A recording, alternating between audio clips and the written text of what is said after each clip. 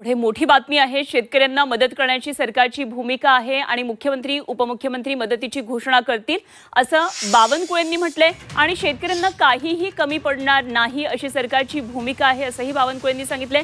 तर केंद्राकडेही अपेक्षित असा प्रस्ताव जाईल असंही बावनकुळेंनी माहिती दिली आहे।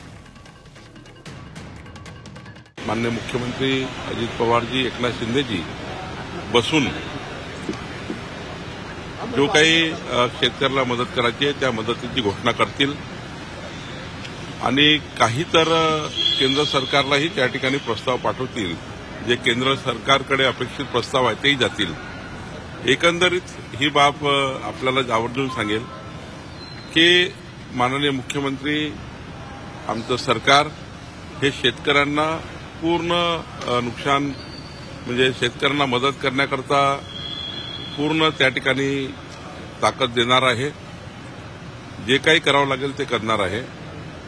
2-4 प्रकल्प मागे पडले चालतील, पण शेतकऱ्यांना आम्ही कुठेही त्या ठिकाणी कमी पडू देणार नाही आणि याकरता आमचं त्या ठिकाणी नियोजन सुरू आहे आणि शेतकऱ्यांना मदत करण्याची पूर्ण भूमिका आहे।